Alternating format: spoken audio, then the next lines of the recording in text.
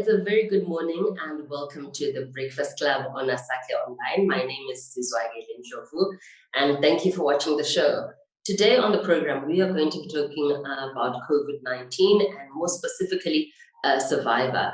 I'm sure at this point in time, one of us knows somebody who has succumbed, one of us who has been a victim of this pandemic, and you could be one of those people who are watching this show right now. So today we're talking to Nozibusiso Bhebhe Sivalo, and she's going to be sharing her experiences with us. She had COVID, and she has recently recovered, and she's just here to share her experiences. Welcome to the show, Nozi. Thank you, Zwa. Hello, Saliwanane Makai. First of all, please just give us a brief background. Who's Nozi? What do you do? Where you are, and things like that. Okay. My name is Nozibusiso, commonly known as Nozi for short. And I am a mother. I am a wife. I am a social worker. I work at site as a monitoring and evaluation officer. So that is what I do. I enjoy interacting with people. So I'm just your regular, young woman. So yeah. Okay, thanks for that, Nozi. So you've recently recovered. How are you feeling now? I'm feeling good. I'm feeling great. Actually, I feel brand new. I feel like I've been given a second lease to life. So I feel good. I feel great. Of course, with COVID, you do have some lingering symptoms, but I feel awesome. Yeah. So when this first started, we hear about the symptoms, which is flu, it's all sorts of things, running nose, things like that. What was it like for you, and when did you realize, oops, maybe this is more than just your flu or a bug? Okay, so what happened in my case, it felt like a flu, like your regular flu, especially now because we're in winter season. So flu is a common thing that's going around. And me with young kids, I thought if one has flu, then all of us in the house have the flu. We all catch it, and it circulates within the household. So what happened to us is my little boy, my 2-year-old, had flu, and then he recovered. I think in 5 days he was fine. Then the younger brother had flu, which he probably contracted from his older brother. He's 1 year old, and so his took longer. It wasn't going away. 2 weeks on, he still had flu, and then he got better. So his flu symptoms, the stuffy nose, the normal flu symptoms, he got better. And when he got better, I started to have flu. So it's just a stuffy nose, a sore throat. But I'd been having a sore throat for a long period of time, but just, thought it's just a flu coming on. I mean, we've got flu in the house. So it was flu, normal flu, just a stuffy nose, a cough. I had a dry cough. So I thought, okay, this is flu. In a couple of days, I'll be fine. And then I woke up one morning. I remember it was the day after my son's first birthday, which was on Saturday, on the 26th of June. On the 27th of June, I woke up and I felt aches all over my body. Like, there's about the city, you can't say it, but won't get. So it was like muscle aches, my shoulders, back ache. No, I felt like I had been hit by a train, and it was just, I didn't understand. I was okay yesterday, we're having fun, and today I'm just feeling like, oh, I'm going to die or something. So yeah, that's when I felt, maybe this flu is coming on too strong. At that moment, I still didn't suspect it was COVID. I thought it was just a flu. And also what made me not suspect it was COVID, it was, I had COVID, I think, about a week earlier, and my results had come back negative. So I told myself, if I had COVID, I would know. So at that point, I didn't suspect it was COVID. I just thought it was a terrible, terrible flu. So that was on a Sunday. On Monday morning, I woke up and my throat was terrible. And it was worse. The muscle aches were worse. But I just thought, still flu. It's just a terrible flu. So I woke up, I went to gym, I did my usual morning routine. I thought maybe if I jog a bit, my throat will open up and my chest will untighten. So I did my usual routine and I went to work. But when I was there, I felt like, this is just not getting any better. So I made an instant decision to go and test. So I spoke to a colleague and I asked for numbers for Mars and I asked her how much it is. I told her I wanted to voluntarily test because I wasn't feeling too good. So I thought it would be a good precautionary measure to just test, just in case, to protect the people around me and also to confirm it's not really COVID, so I take the correct medication. So and then she advised me to try and go to UBH because it's cheaper and everything.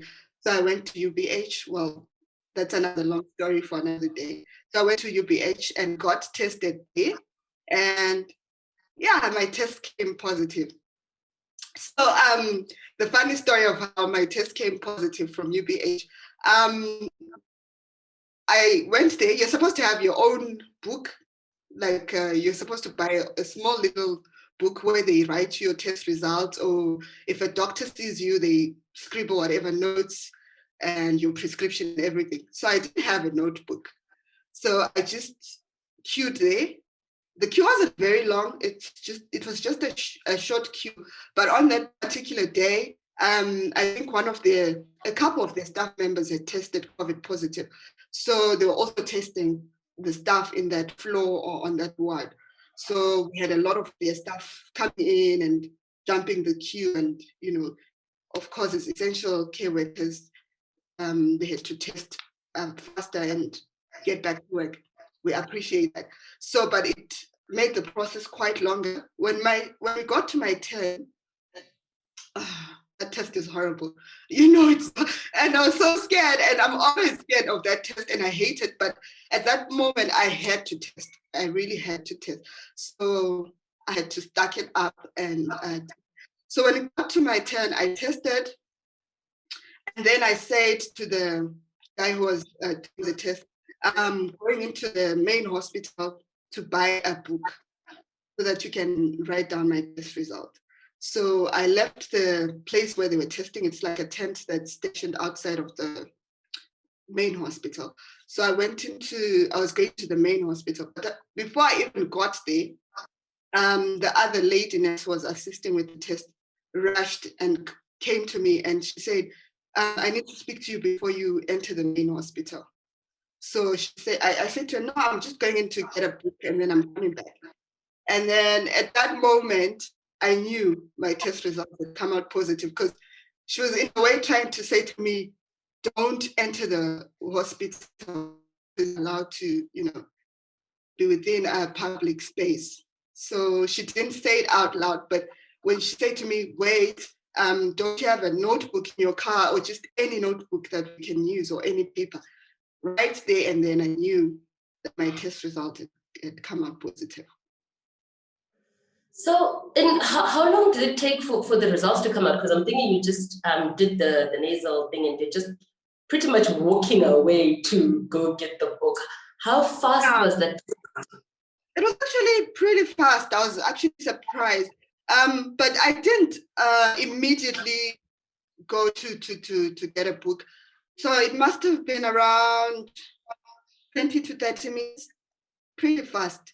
Yeah, 20 to 30 minutes, the results were out. Okay, so then you went and got your results. And what was your initial reaction?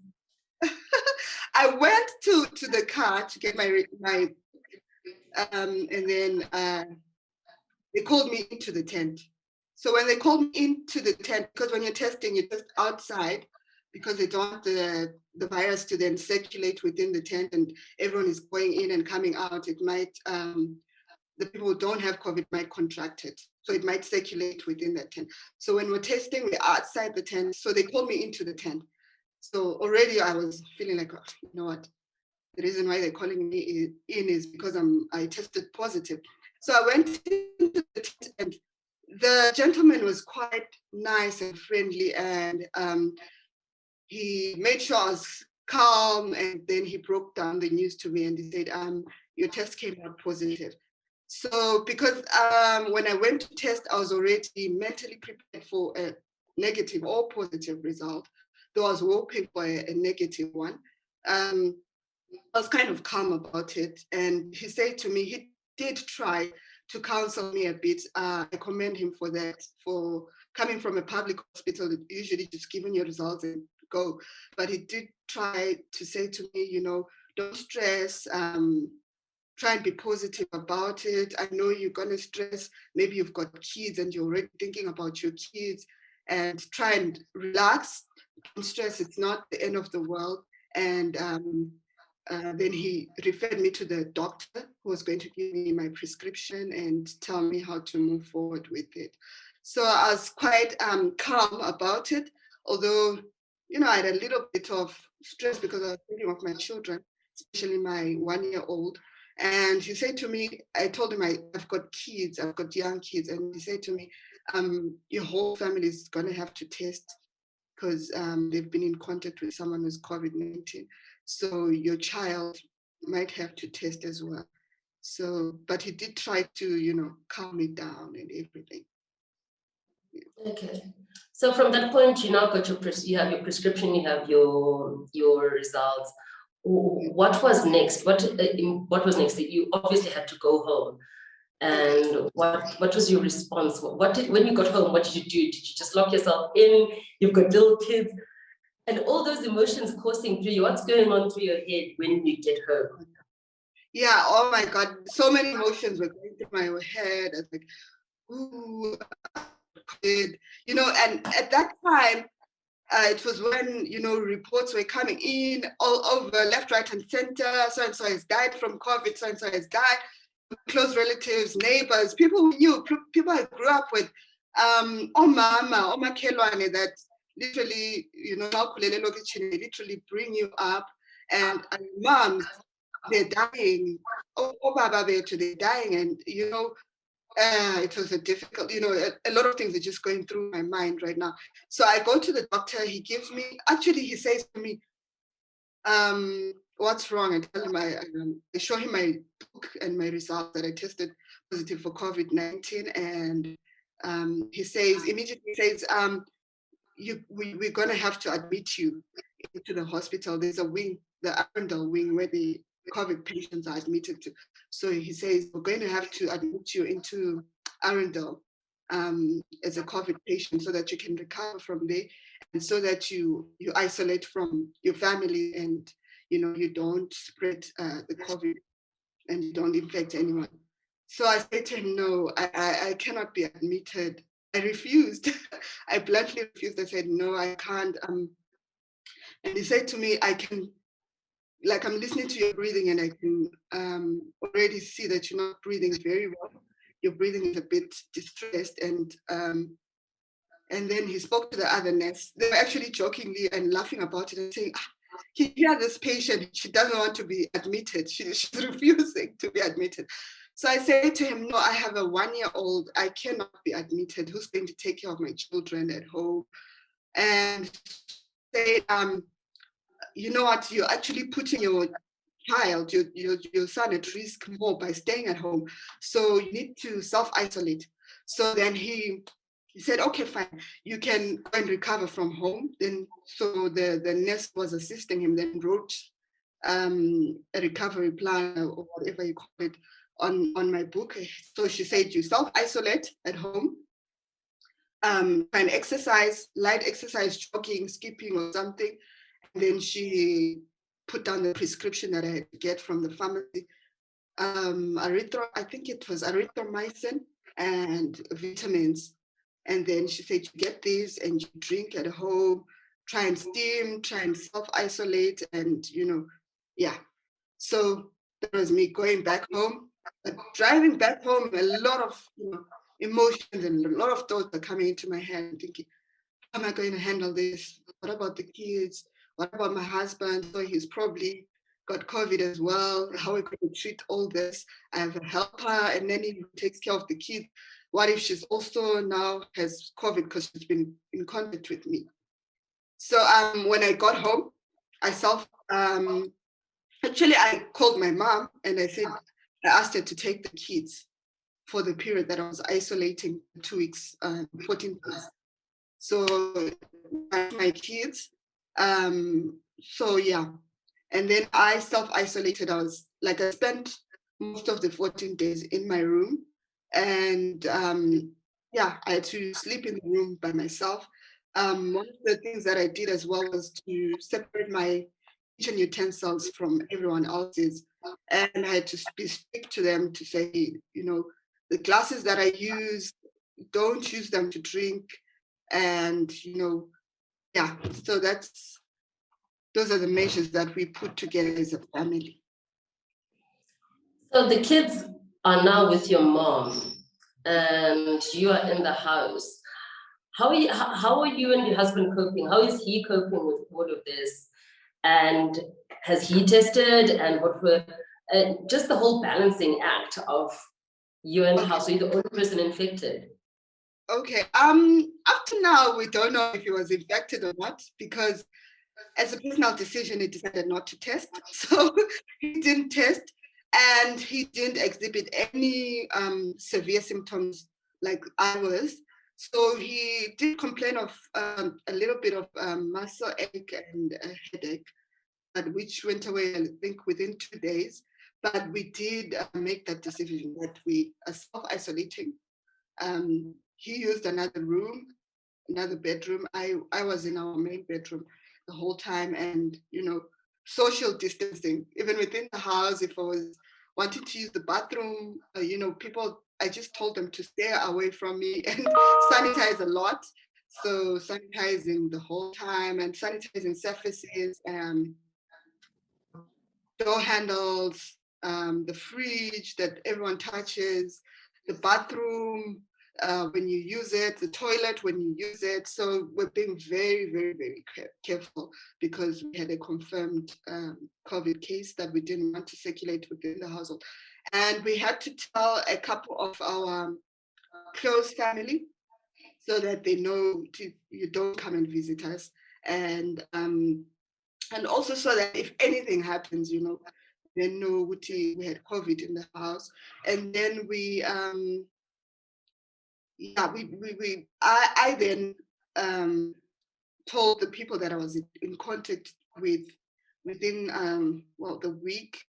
The first person the first person obviously was my husband that I informed before I even got home. Then I informed my supervisor at work. I informed my boss, my director. I informed the HR team at work as well. For purposes, I had been at work within that week. Unknowingly, I had been at work, so they had to protect the rest of the team, and also for purposes of being excused from work. And yeah, so those are some of the things that I did. So during the time of isolation, did your symptoms get any worse? Did you exhibit any other symptoms besides the muscle ache and the stuffy nose? Did you get anything else? Did it get worse? Yeah. Did you lose your sense of smell? I did lose my sense of smell. It got worse. It got worse. I remember at night I'll have these night sweats. It's winter. It's winter in Zimbabwe, and during those 2 weeks, it was, I think, one of those cold days, those cold nights. We have cold nights, but I would be my top or whatever pajama top that I'll be wearing would be wet. So I had night sweats, and I had this splitting headache. Just as if you feel like pagati. So I had a splitting headache, and I still had the stuffy nose, and the dry cough was so annoying. Like cough,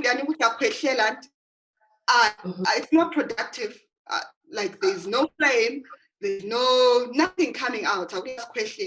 So you're just coughing and coughing, and so it means nothing is getting better inside. And then also I had my chest, tightening of the chest, and then, but my breathing didn't get really, really bad to a point of needing oxygen. No, I just sometimes I'll struggle to breathe, but it wasn't terrible. So it got worse, I think, by day. But then every morning I would wake up so hopeful. I was so positive I would get better. So as a Christian person, I remember I had a scripture that I was standing on. I've forgotten where you get the scripture, but it says, I will live and I will not die. I will live and I will not die to show the goodness of the Lord. So I'll pray, I'll stand on that scripture almost every day, especially when hearing, news of so-and-so has died, so-and-so has died, and you're thinking, okay, I have COVID and I'm hearing all these deaths, and then also the statistics are not getting better. Every day, my death statistics are getting better. I'll just tell myself, no, I'm going to be on that recovery list. My statistic is going to be one of those on the recovery side. I'll stand on scripture and say I'll get better. So I'll wake up every morning, because my husband was using another room, one of our kids' rooms, and I'll come by the door and say to him, I feel much better today every morning. So he used to laugh. Every morning you say you feel better. But by the time I was sleeping, I was so hot. It's not because I'm hopeful. Every morning I'm hopeful that this is the day that I'll get healed. So yeah, I think that's one of the things that kept me going, being positive, praying, standing on scripture. So for anyone who's probably in the situation that I was in, I don't know what's your faith, but sometimes I think it's time to engage in whatever you believe in. So I was standing on God every day. God was, by day 8, I didn't smell anything. So it was so funny, because for me to notice I'd lost my sense of smell. Something was smelling. And so my husband said, so I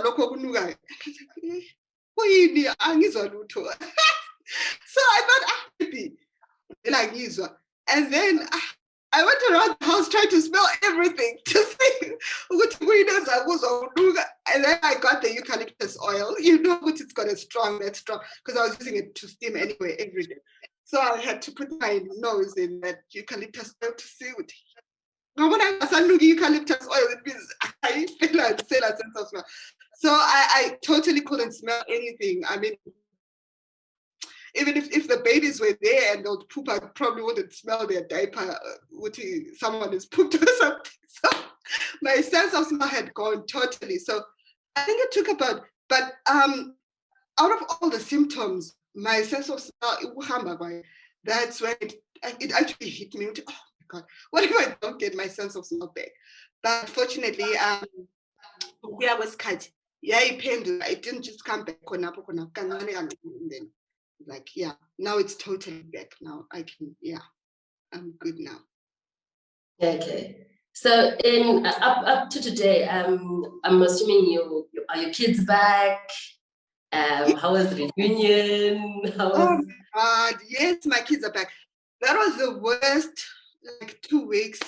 We missed the kids, but then it was the most difficult decision, but it was the best decision, and I'm so glad I made the decision, because my 1-year-old is very clingy, although we don't co-sleep, but half of the night we have to co-sleep with him because he's very clingy.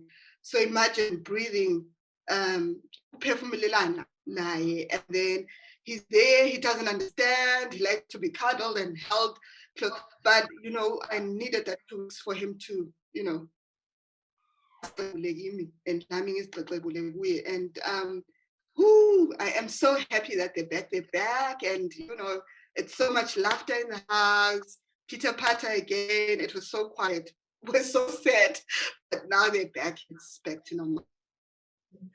So at any point in time, I'm going to ask a weird question. Did you set out to write your will? Did you start getting your things in order, as it were, to say, look, what if today did you ever get to the point that at this moment in time, this could be my very last breath, so let me sort things out? Yeah, I did. Hey, yeah. COVID-19 really did, sober us, not just me, us as a family. But I think my partner is the one who really was affected the most. Well, not physically, but for him emotionally. I think he was affected the most because he was now thinking, okay, I'm going to be left with 2 young kids to raise on my own. So, but I'll jokingly say things like, please, if you decide to remarry, can you please take my kids to my mother? Can my mother be the one who brings up my kids? I don't want your wife. I don't want being exposed to a stepmother. And so, no, yeah. Do you doubt his taste in women? Why are you doubting his taste in women? He could choose another you. I really doubt his taste, but those kids are what you'd call spoiled, and those kids are loved. Okay, let me not say spoiled. Those kids are loved. They're used to love. They're used to being loved. And I couldn't imagine them being subjected to a treatment as stepmother. But hey, when mama could choice. I will have a conflict so I would say to him, please take my kids to my mom, because at least I asked my mom, she brought her up. So at least so that's one of, but yeah, I did well, a will. I didn't consider writing a will because I thought, they would have a surviving parent who's my husband. But I did think, hey, and now, because I went through that experience, so Mono is a person when the Lord takes me, abantwana or whoever is surviving, so it's things, we take for granted. We're going to wake up and go to work. We never really think, what if I don't wake up? What if I don't make it? So now I think it's opened my eyes to that.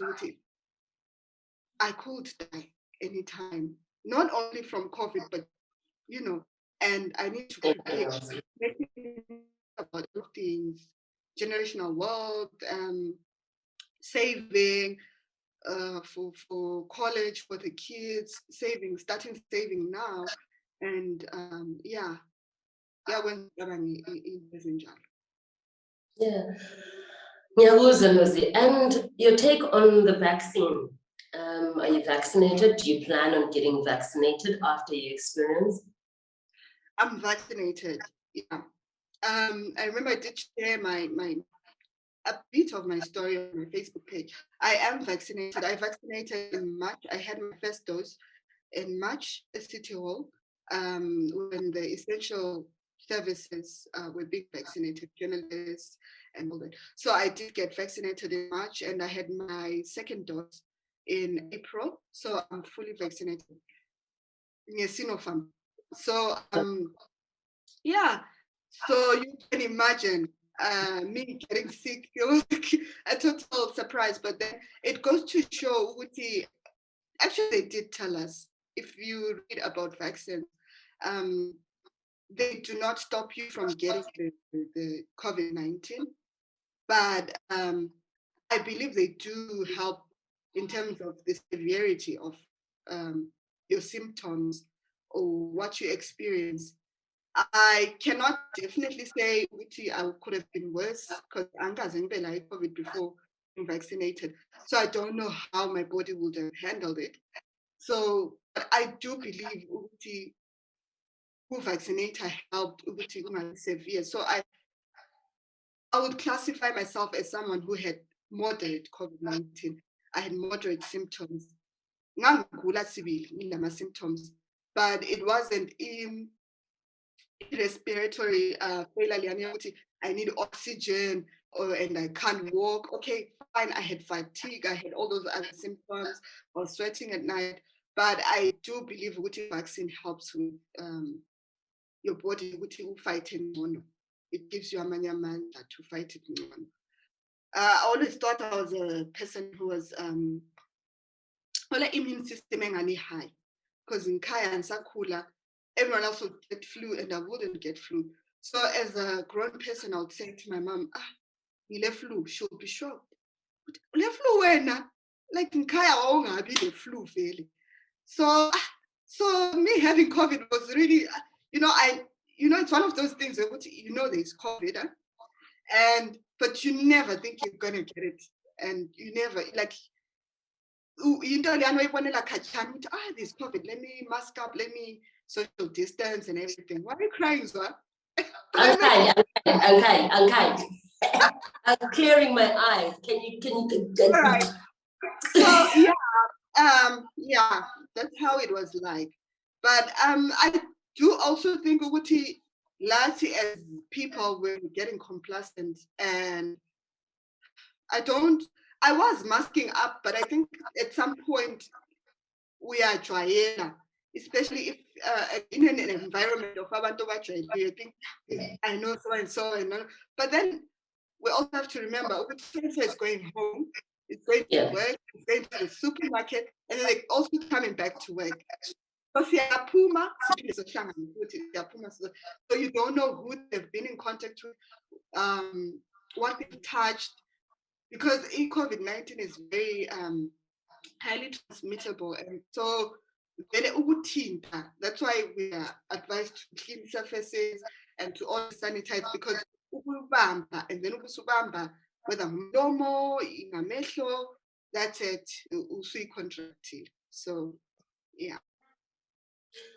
So Nozi, quick one. What made you have the courage to share your story? Because there are so many people who've suffered from COVID-19, but it's like, oh no, but I was up to. What made you stand up and say, let me talk about my story? Okay. What made me talk about my story? I wanted to address, or maybe to crush, probably won't be able to crush it by myself in one day, as one survivor, but I wanted to address indaba le stigma. Abantu abale-COVID-19 is stigmatized, and kungani uyaninwa. Okay, there's a difference between keeping yourself safe, because let's say, okay, let me give a scenario. I'm buying something from a vendor, and then and then quickly after that, I have my sanitizer. I then sanitize. That's me protecting myself and trying to be safe. So there's a difference between doing that and then also the COVID-19. There's this whole stigma. Of course, yes, social distancing so that you don't contract it, but stigma around that home COVID-19. But I'll say this: COVID-19 ayitholwanga ngokuchapha, unlike cholera, unlike HIV angeke sitholwa ngokuchapha. There's some instances where uyithola ngokuchapha in your conduct emacansini, but COVID-19 is not like that. Anyone can get it. I'm a young professional, so but you can get it just from maybe ubamba or being in contact with someone ole COVID-19, knowingly and unknowingly sometimes, because they are asymptomatic, they don't know what about like COVID, so they continue to conduct themselves like they would being alive. This is why it's important for everyone to just sanitize and mask up and social distance, because you might have COVID live. Because some people are asymptomatic, but they don't say anything. They but they're still transmitting. To crush the discrimination and stigma around it. And then I also wanted to raise awareness with COVID out there, and anyone can get it. Like, we're not immune, and even if you're vaccinated, you're not 100% immune. You can still get it, like me, and I'm vaccinated, but It's really important. I believe in vaccinating. Actually, I'm taking my helper to go and vaccinate either today or tomorrow. Yeah, so that even in the event she does contract COVID, it's not very severe and her body is ready to fight it out. Okay. Thank you, Nozi, for sharing your story. And we appreciate Uti opening up to us and sharing your mental space, your experiences, your emotions. And do you have any last words for our viewers? Okay, thank you so much for having me, Zwa. This feels like home because it's home. So yeah, thank you for having me and allowing me to share my story and giving me this platform. So my parting words, Emakaya, COVID is still there, and like it's even worse. I mean, I don't know if family that hasn't been affected in terms of not having anyone who's been infected or someone passing away. In some families, more than one member passes away. And yeah, let's try and protect each other. Okay, if when you have a good immune system, think of your co-worker, your colleague, who might not make it because the immune system someone who you work with who's got a chronic illness and underlying conditions, who's diabetic, who's asthmatic or something, think of them. So protect not only yourself, but the next person. Use, I always have these two. Use this. Have this in your car, in your purse, if you can buy a small, like the one I have, that can fit in your purse. Sanitize as much as you can. You can never sanitize enough. Take it from me. You can enough. Anything, just sanitize. But you know you're protecting yourself, you're protecting your family, you're protecting your co-workers, and you're protecting those around you. Social distance, satandana, but social distance. I know we're contact people, we're relationship people, and it's been a hard time for us. But let's social distance. I pray. I pray one day things do get normal again, and yeah, mask up and sanitize. And I also would like to urge our decision makers in whatever capacity you're in, whether it's at work, it's at church, it's at local level, national level, whatever. Please, senza imithetho ezasivikela njengezizukulwane zeZimbabwe. So yeah, those are my parting words. Nozibusiso Bhebhe Sivalo, thank you so much for being a part of the show today, and thank you for your words of it. Please stay at home, mask up, sanitize, maintain social distance. Don't go visiting unnecessarily. People are struggling, and some people can't turn you away. They'll have to lock their gates. Just stay at home if you can. And now is not the time for us to be socializing or even let's just stay at home, sanitize, let's keep each other safe. Thank you once again, Nozi. We wish you a speedy return to being 100%. And we're so glad you're back on your feet. Thank you so much. Thank you to you too. Have a good one. Thanks, Nozi. That's all we have on the Breakfast Club today. We're talking to Nozibusiso Bhebhe Sivalo, and she is a COVID-19 survivor. I think she said enough. Mask up, sanitize, maintain your social distance, and get vaccinated. This is all we have today on Asake Online. My name is Sizwakele Ndlovu. Thank you for watching the Breakfast Club.